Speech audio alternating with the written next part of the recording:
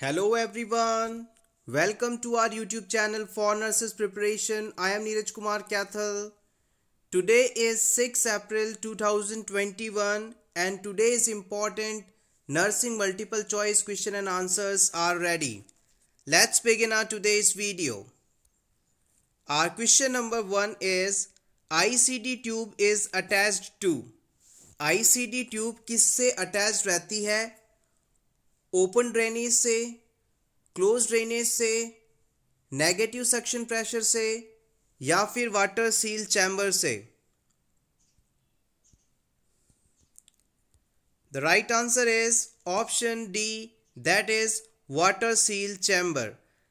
ICD tube का पूरा नाम होता है intercostal drainage tube. Intercostal drainage tube.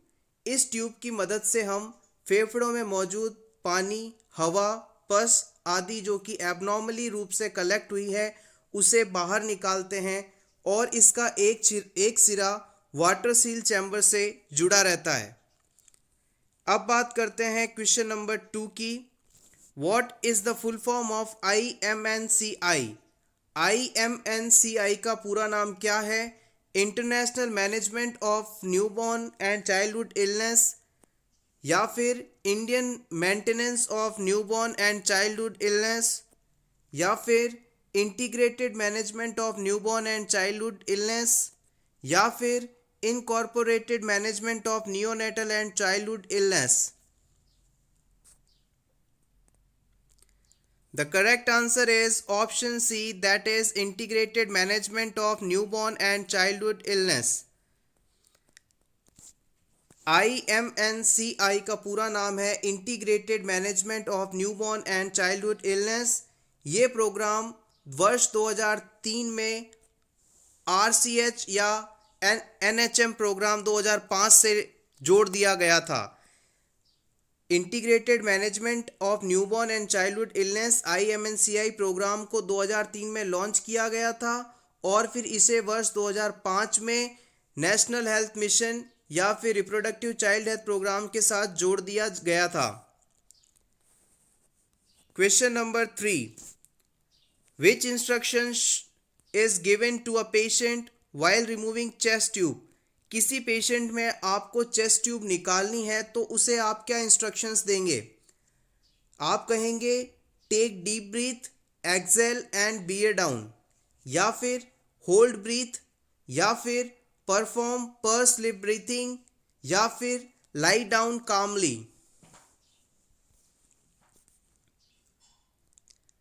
The right answer is option A, that is deep breath, exhale and bear down. हम उस patient से कहेंगे कि आप डीप ब्रीथ करिए, उसके बाद एक्सेल करिए और फिर beer down. Question number 4. Most important nursing action for fracture healing is. Important, previous exams में पूछा जा चुका है. फ्रैक्चर हीलिंग में सबसे इंपॉर्टेंट कारक क्या होता है? कैल्शियम सप्लीमेंट, इमोबिलाइजेशन, एंटीबायोटिक्स या फिर exercise?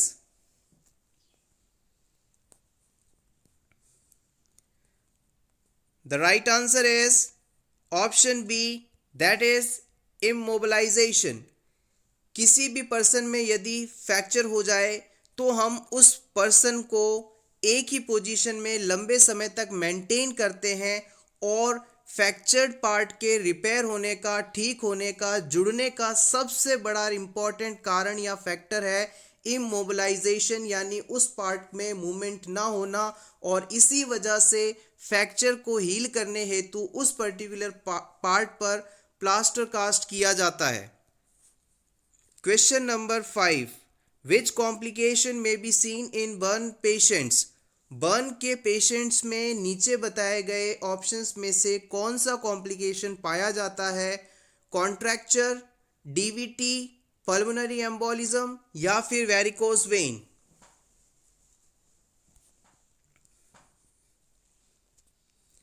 Important, the right answer is option A, contractures. What is contracture? Let's see. A contracture is a fixed tightening of muscle tendon, ligament or skin. It prevents normal movement of the associated body part, and injuries such as severe burn can cause contracture of the skin. आपने देखा होगा कि burn patient की skin का एक हिस्सा जो कि एबनॉर्मल रूप से जुड़ जाता है, जिसकी वजह से उस पर्टिकुलर पार्ट में प्रॉपर मूवमेंट नहीं हो पाती, गति नहीं हो पाती, अच्छे तरीके से काम नहीं कर पाता। इस सिचुएशन को हम कॉन्ट्रैक्चर के नाम से जानते हैं। सिंपली हम कहें तो बर्न के मरीजों में स्किन का गलत जुड़ जाना, जिसकी वजह से उस ऑर्गन या पार्ट की मूवमेंट और वर्किंग एबिलिटीज कम हो जाएं, कॉन्ट्रैक्चर्स कहलाती हैं। नेक्स्ट हम बात करते हैं क्वेश्चन नंबर 6 की। Mantoux test is considered positive if redness is more than. Mantoux test को हम किस समय पॉजिटिव मानेंगे? जब रेडेंट एरिया 10 mm का हो, 8 mm का हो, 12 mm का हो या फिर 14 mm का हो। The right answer is, important question है, प्रीवियस एग्जाम में काफी बार पूछा जा चुका है, ऑप्शन ए। मॉन्टेक्स टेस्ट के पश्चात बनने वाला रेड एंड हार्डन एरिया यदि 10 mm का हो तो हम कहेंगे कि पर्सन में टीबी है, मॉन्टेक्स टेस्ट पॉजिटिव है। आइए इसके एक्सप्लेनेशन को देख लेते हैं, काफ़ी इंपॉर्टेंट है। After 72 hours of PPD injection, hardening of injected area should be noted in Mantoux test.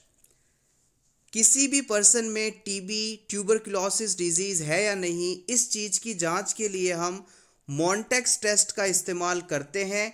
इस टेस्ट के अंदर हम पीपीडी को इंट्राडर्मल रूट के द्वारा पर्सन में इंजेक्ट करते हैं, इंजेक्शन की सहायता से एडमिनिस्टर करते हैं और फिर 48 से 72 घंटे बाद इस इंजेक्शन साइट को देखते हैं, चेक करते हैं। यदि उस इंजेक्शन साइट पर 48 से 72 घंटे बाद 10 mm डायमीटर व्यास वाला रेड एंड हार्डन एरिया बनता है तो हम कहते हैं कि पर्सन में टीबी है, मॉन्टेक्स टेस्ट पॉजिटिव है। If the hardened reddened area diameter approximately 10 mm, it clears or results that the person is confirmedly having TB.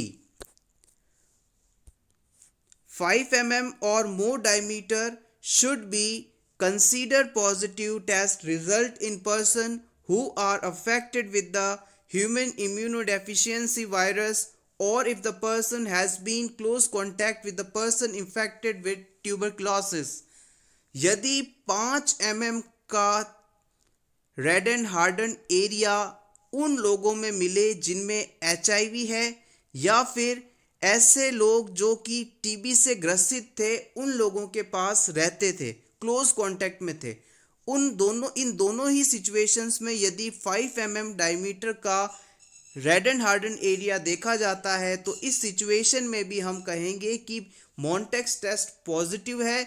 Otherwise normal जो पैरामीटर्स हम देखते हैं 10 mm अदर कंडीशंस के लिए सूटेबल माना जाता है। Less than 5 mm diameter swelling considered negative results. यदि 5 mm से कम स्वेलिंग हो तो इसे हम नेगेटिव मानेंगे। More than 15 mm diameter considered for a client with no non risk factor. 15 mm diameter से यदि अधिक हो तो हम कहेंगे कि इस पर्सन में किसी भी प्रकार का रिस्क फैक्टर मौजूद नहीं है। Question number 7, confirmatory diagnostic test for multiple pregnancy. आपको यदि ये कंफर्म करना है कि किसी प्रेग्नेंट वुमेन में एक से ज़्यादा बच्चे हैं तो इसके लिए आप मोस्ट कंफर्मेटरी डायग्नोस्टिक टेस्ट कौन सा मानेंगे? SCG, पाल्पेशन, अल्ट्रासोनोग्राम या फिर AFP?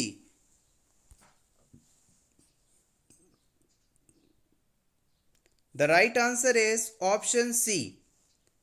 मल्टीपल प्रेगनेंसी को कंफर्म करने के लिए मोस्ट कंफर्मेटरी डायग्नोस्टिक्स टेस्ट के रूप में हम अल्ट्रासोनोग्राम या USG या फिर सोनोग्राफी को इस्तेमाल करते हैं या मानते हैं। HCG ह्यूमन कोरियोनिक गोनेडोट्रोपिक, इस हार्मोन का लेवल ब्लड और यूरिन में यदि फीमेल प्रेग्नेंट होती है तो 10 दिन के अंदर पाया जाने लगता है या लेवल बढ़ने लगता है। इसे हम यूरिन प्रेगनेंसी टेस्ट के द्वारा पता करते हैं। Next question, question number 8। First complete census of India was conducted in. Bharat में कंप्लीट जनगणना किस वर्ष हुई? 1911, 1901, 1891, 1881। The right answer is option D 1881। देश की पहली जनगणना कंप्लीट सेंसस जो है 1881 में हुई थी, 1881 में। Question number 9। Which of the following parameter the nurse have to observe in infant with shock. किस पैरामीटर का इस्तेमाल आप करेंगे इन्फेंट के अंदर शॉक कंडीशन के डायग्नोसिस में? Urine output, heart rate, weight, respiration. Shock का डायग्नोसिस करना है आपको इन्फेंट के अंदर, 1 साल से कम उम्र के बच्चे में, तो कौन सा पैरामीटर आप सबसे ज्यादा चेक करेंगे? Correct answer is option A, that is urine output. Shock condition को आइडेंटिफाई करने के लिए इन्फेंट्स में हम यूरिन आउटपुट चेक करेंगे। Question number 10। According to IMCI protocol in young infants with diarrhoea some dehydration refers to. IMCI के protocols के अनुसार इन्फेंट्स में डायरिया और डिहाइड्रेशन यदि है तो इसका निर्धारण कैसे किया जाएगा? Option A, skin pinch goes slowly, sunken eyes, restlessness and irritable. Option B, skin pinch goes back slowly, lethargic or unconscious. Option C, skin pinch goes back very slowly, restlessness and irritable. Otherwise, option D, skin pinch goes back very slowly, sunken eyes, lethargic or unconscious.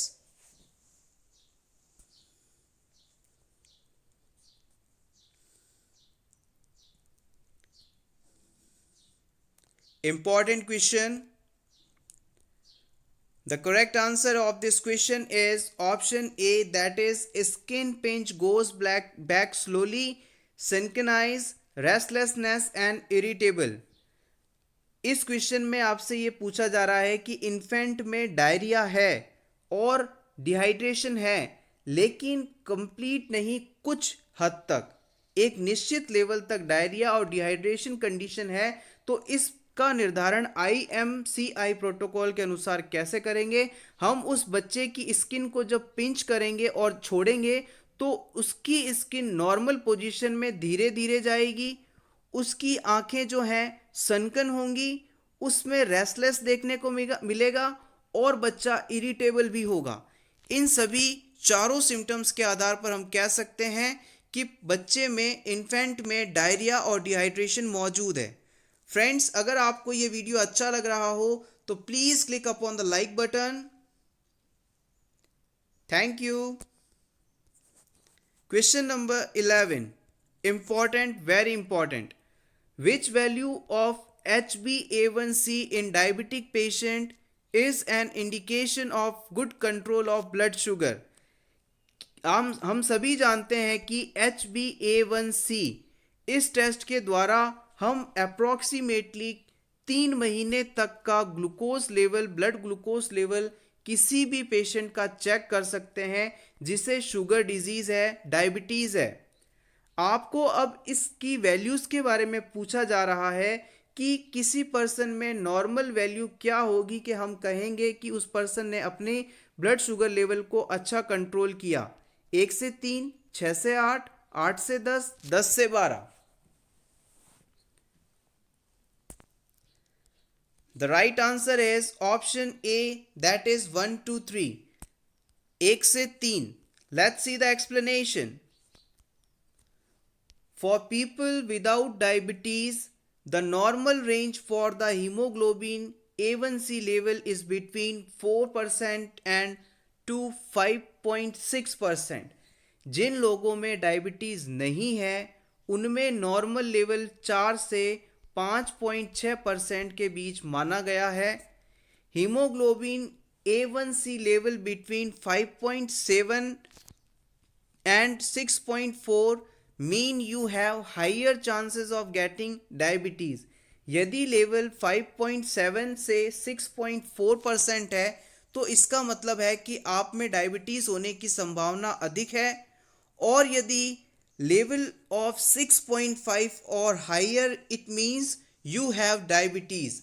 यदि HbA1c का level 6.5% या इससे अधिक है तो इसका मतलब है कि आप में डायबिटीज है। Question number 12, kernicterus occurs when the bilirubin level reached more than. यदि किसी बच्चे में बिलिरुबिन लेवल कितना हो जाए कि हम कह दें कि उसमें कर्निक्टरस होने की संभावना है। Option A 20 mg/dl, option B 15 mg/dl, option C 10 mg/dl या फिर option D 25 mg/dl। The right answer is option A, that is 20 mg/dl। यदि किसी बच्चे में पर्सन में बिलिरुबिन का लेवल 20 mg/dl से अधिक हो जाए तो उसमें कर्निक्टरस होने की संभावना होती है।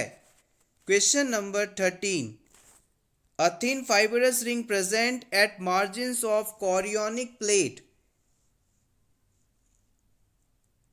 कॉरियोनिक प्लेट के मार्जिन्स पर एक थिन फाइबरस रिंग का पाया जाना क्या कहलाता है। Placenta succenturiata, placenta circumvallate, placenta marginata, velamentous insertion.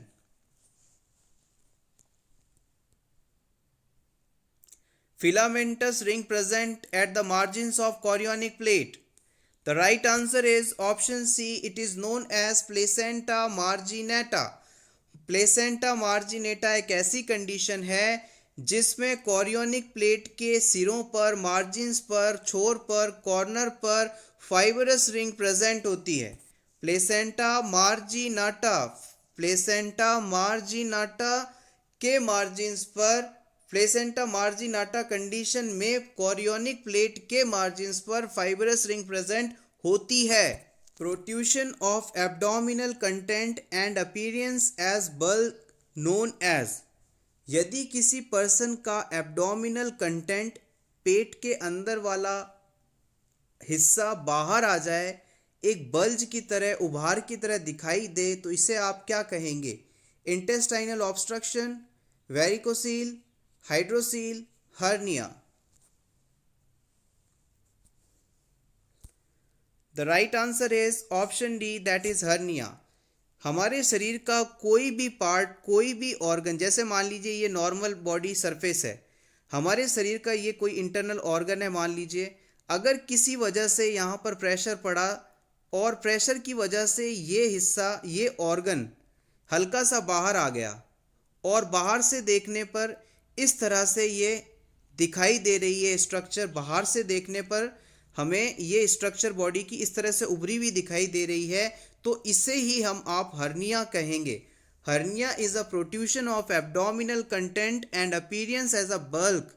Hernia is a protrusion of abdominal content and appearance as a bulge. Question number 15, talipes एनक्वियस commonly known as. Talipes equinus को आप किस नाम से जानते हैं। Club foot, diabetic foot, flat foot, athlete foot.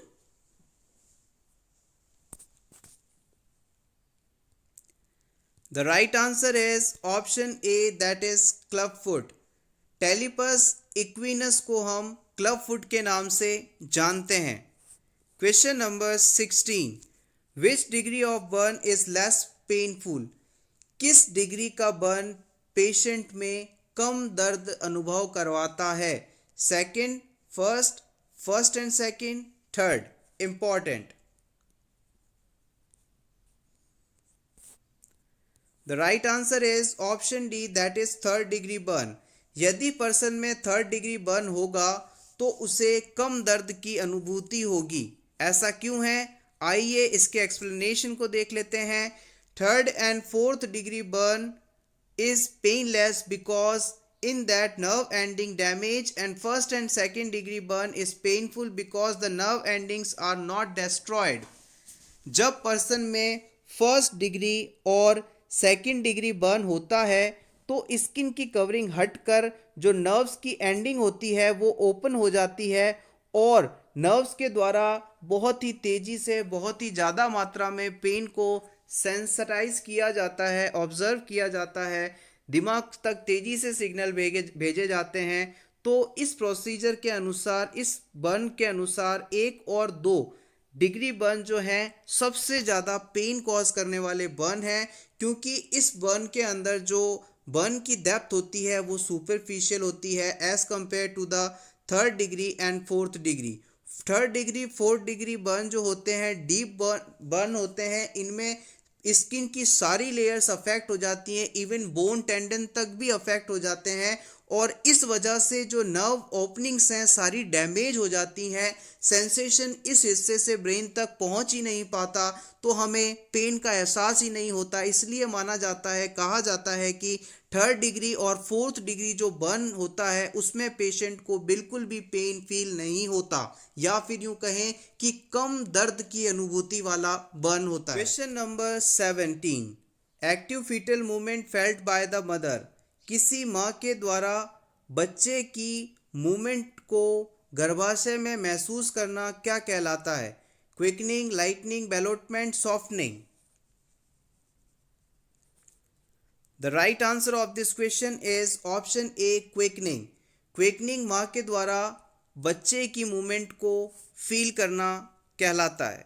Question number 18, the normal order of events taking place during the second stage of labour.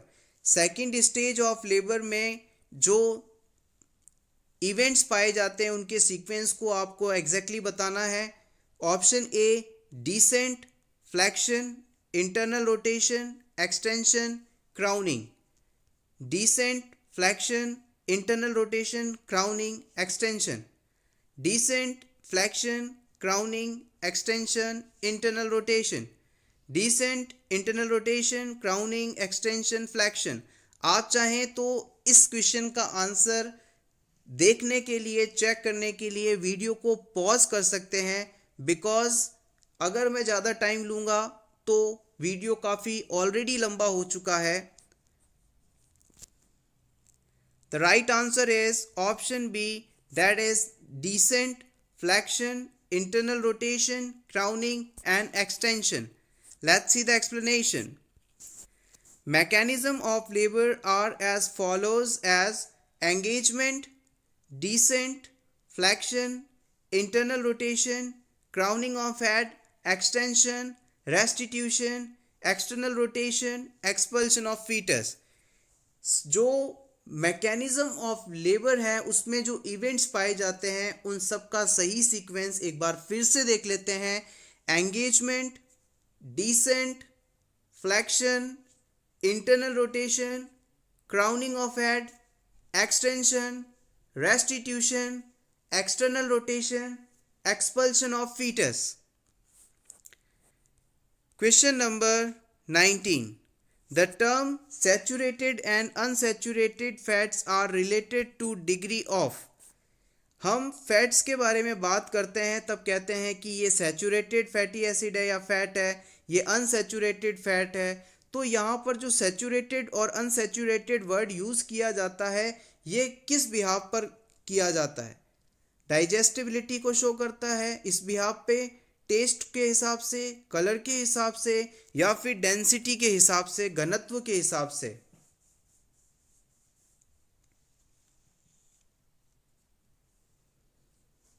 The right answer is it is depends on the density.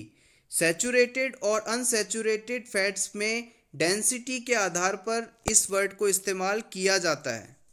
Very important question friends. When temperature is assessed by axilla and then rectum, in both conditions the difference between two temperatures will be।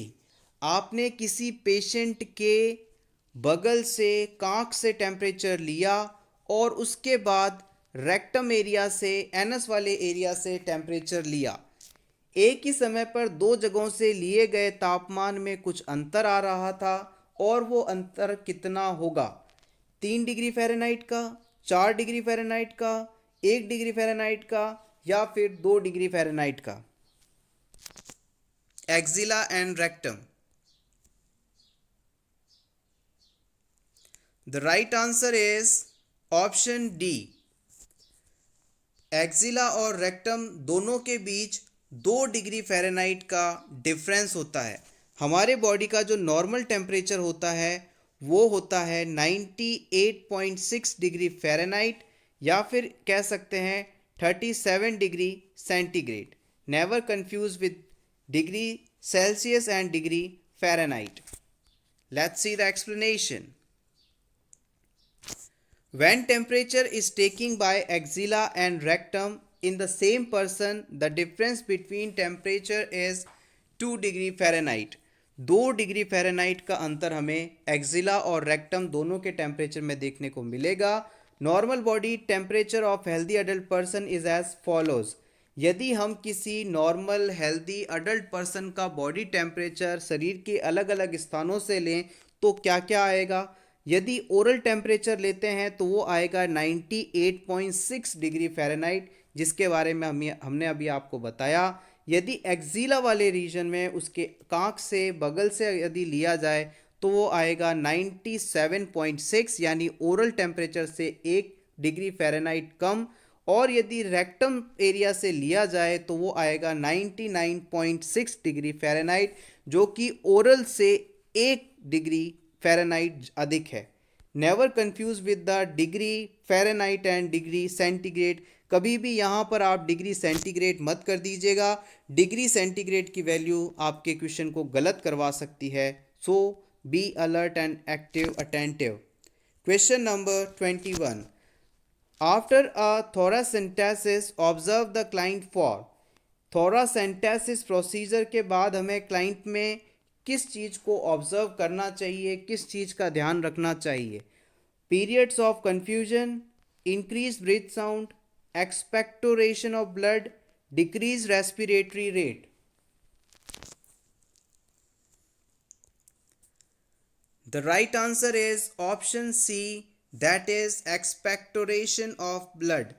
Thoracentesis के बाद हमें expectoration of blood का ख्याल रखना चाहिए। Expectoration of blood का मतलब है ब्लड का बाहर आना। Question number 22. Pentavalent vaccine is composition of. Pentavalent vaccine में कौन कौन से डिजीज के खिलाफ वैक्सीनेशन एजेंट मौजूद रहते हैं? Polio, TT, DPT, TD, DPT, hepatitis B, measles, mumps, rubella, hepatitis A TT, या फिर DPT, hepatitis B, HIV. Pentavalent vaccine.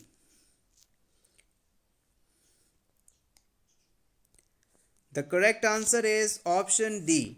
सबसे पहली बात, पेंटावेलेंट वैक्सीन। पेंटा का मतलब होता है 5, तो 5 डिजीज़ के खिलाफ लगने वाला वैक्सीन, या ऐसा वैक्सीन जो हमें 5 रोगों से बचाता है, इम्यूनिटी प्रोवाइड करवाता है। ये 5 डिजीज़ हैं DPT, diphtheria, pertussis, tetanus, hepatitis B और हीमो इन्फ्लुएंजा टाइप बी। इन 5 डिजीज़ से पेंटावेलेंट वैक्सीन हमें प्रिवेंट करता है। एक बार फिर से देख लीजिए, diphtheria, pertussis, tetanus, hepatitis B, haemophilus influenza type B. अब बात करते हैं question number 23. A client is receiving aminophylline intravenously to relieve severe asthma, observe the client for. एक पेशेंट जिसे हम एमिनोफाइलिन ड्रग दे रहे हैं इंट्रावीनस रूट से, उसमें अस्थमा डिजीज़ है। इस ड्रग के साइड इफ़ेक्ट क्या हो सकते हैं हमें बताना है। Visual disturbances, hypotension, decrease pulse rate, decrease urine output. ये क्वेश्चन प्रीवियस नर्सिंग एग्जाम्स में कई बार पूछा जा चुका है। इम्पॉर्टेंट।